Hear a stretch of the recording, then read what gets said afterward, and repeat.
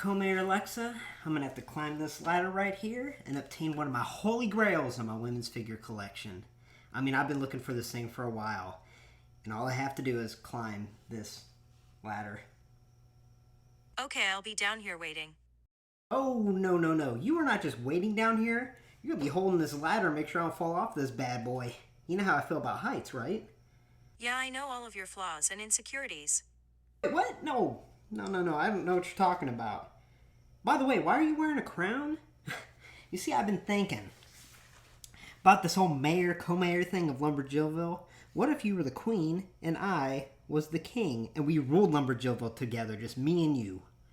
Quit stalling and get your ass up the ladder. Yeah.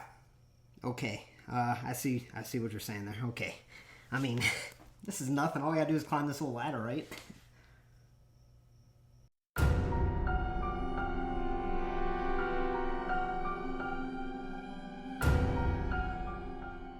You know what? I've been looking for this figure for a long time. I'll be damned if some heights get in my way. Let's do this.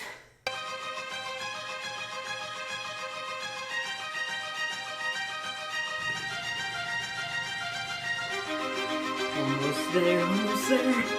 Oh. Come here, Alexa, I did it! Carmella's only elite figure. Fan Central Elite, one of my holy grails. Oh, I'm so proud of myself. Hey, look out below, Comair Alexa. I'm dropping her down.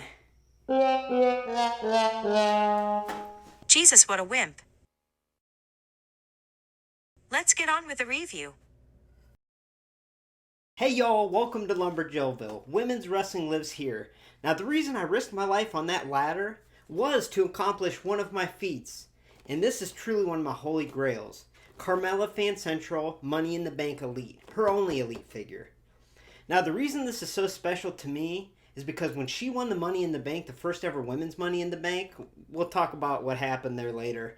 But when she won it and she cashed in her Money in the Bank contract to beat Charlotte Flair and win the SmackDown Women's Championship, that was a couple years ago and that was a pretty dark part of my life.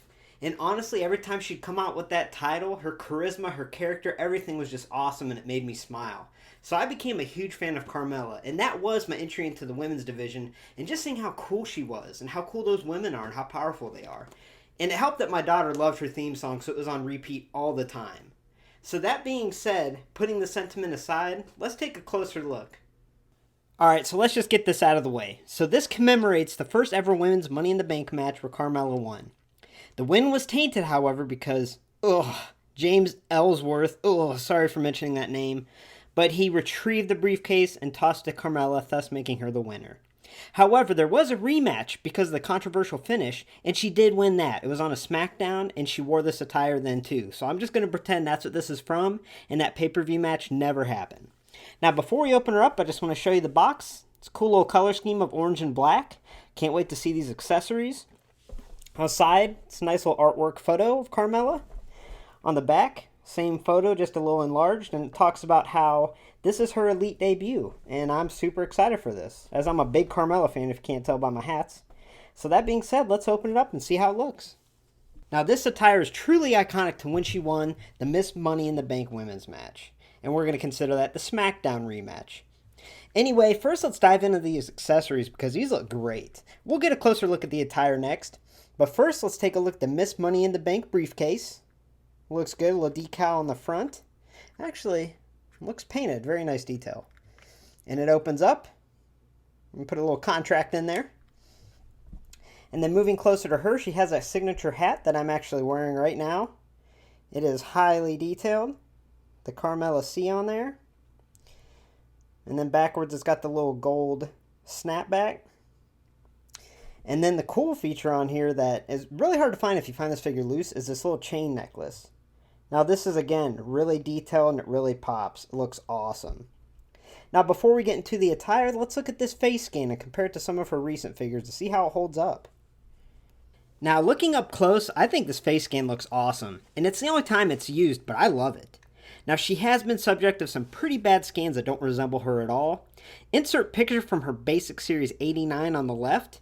It's just a horrible scan and it does not look like her whatsoever. Now, in Basic Series 106, I was in love with that scan when I reviewed it, and I still think it's a great one. But to me, this one might take the cake as the best. It definitely resembles her, and it's got a lot of detail in the eyes and the face. And I also like how the blonde's a darker type blonde.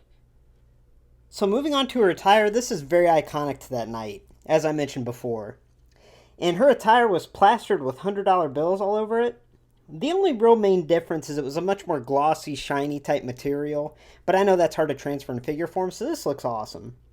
And the little inclusions, such as the little choker necklace up there, and also if you look around the brim of her top, it's got a little leopard design print, and it says Fabulous around the bottom, all the way around.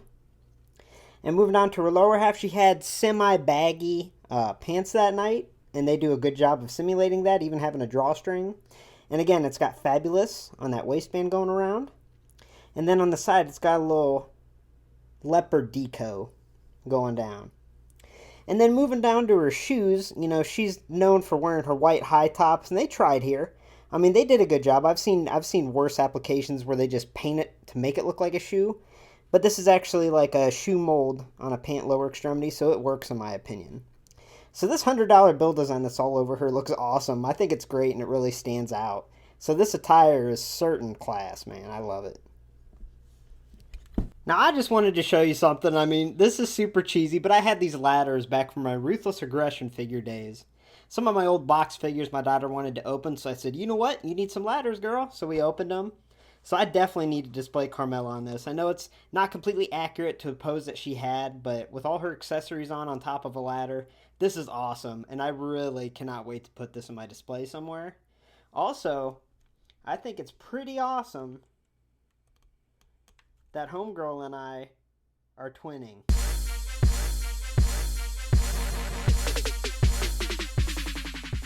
Thing I like to do is a comparison video where you compare a couple different versions. So this Elite version came out, you know, a couple years before this Basic, and this is Basic Series 106. And I already previously reviewed the regular version and also the Chase, and I think it's a great Basic. However, there are a couple things I don't like. Now, you can't really tell when comparing it to her Elite. Well, you kind of can. That she's a lot taller. I mean, they really made this Carmella Basic 106 on the left super tall, and she's really not. I mean, she's really not that tall of a superstar, so it really doesn't match up to her. So to me, this Elite is far superior, and I mean, that's what you get with Elite quality compared to Basic, but this is just a side-by-side comparison, so you could really see the faces, the overall body, and how it resembles her. Now, this is a great Basic, don't get me wrong, but it's just really out of scale, and a lot taller than her Elite. As far as availability goes, this Carmella Elite is literally money. I mean, she goes anywhere from the $40 to $50 price range loose with her accessories, and boxed I've seen her go anywhere between $70 to $100. Now me, because I've had her in my saved searches, as soon as I saw it pop up for $50 boxed, I jumped all over that. Cash me outside. How about that?